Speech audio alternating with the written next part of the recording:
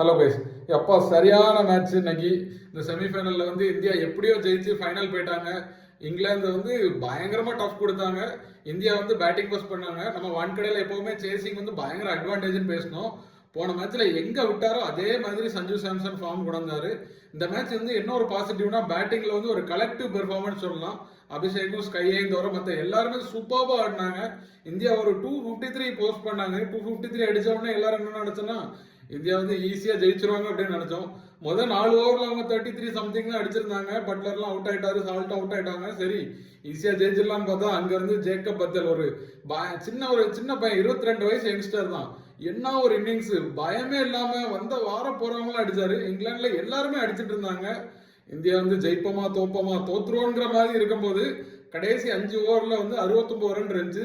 வான்கடையில் anything 80 கூட possible தான். பும்ராக்கு 2 over இருந்துச்சு. அந்த 2 ஓவர் பயங்கர ஒரு டேர்னிங் பாயிண்ட். 2 ஓவரில் 14 ரன் தான் கொடுத்து அதுக்கப்புறம் அடுத்து கடைசி 2 ஓவர் 39 ரன் இருக்கும்போது ஹர்திக் போட்டு வெத்தல் விக்கெட் எடுத்தாரு. அப்பதான் வந்து நம்ம பிலீவ் பண்ணோம், எப்பா எப்படியோ கடைசி ஓவரில் 30 ரன்னு டுபே போட்டு எப்படியோ காப்பாத்திட்டாரு. ஏன்னா அவங்க ஆர்ச்சரோட பேட்டிங், ஆர்ச்சர் கூட கடைசி 3 பால் 6 அடிச்சாரு. 7 ரன்ல இந்தியா ஜெயிச்சிட்டாங்க. எப்படியோ ஃபைனல் போயாச்சு. ஃபைனலில் வந்து இந்தியா பவுலிங் எதுவும் சேஞ்சஸ் பண்ணுவாங்களா என்னன்னு தெரியல. ஏன்னா வருணுக்கு வந்து கடைசி மூணு மேட்சாக வந்து ஒழுங்காக விழவே இல்லை. பயங்கரமாக எல்லாரும் டார்கெட் பண்ணி அடிக்க ஆரம்பிச்சாங்க. பார்ப்போம், அடுத்த மேட்ச் வந்து ஃபைனல் நியூசிலாந்து கூட பயங்கர டஃப்பாக இருக்கும். ஏன்னா நியூசிலாந்து வந்து ஒரு சரியான டிஃபீட் சவுத் ஆப்பிரிக்கா கொடுத்துட்டு வராங்க. பார்ப்போம், இந்தியா ஒரு நல்ல ஒரு பாசிட்டிவான நோட்டோட வந்து ஃபைனல் போவாங்க.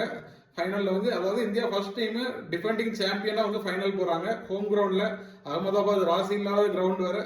பார்க்கலாம் என்ன பண்ணுறாங்கன்னு.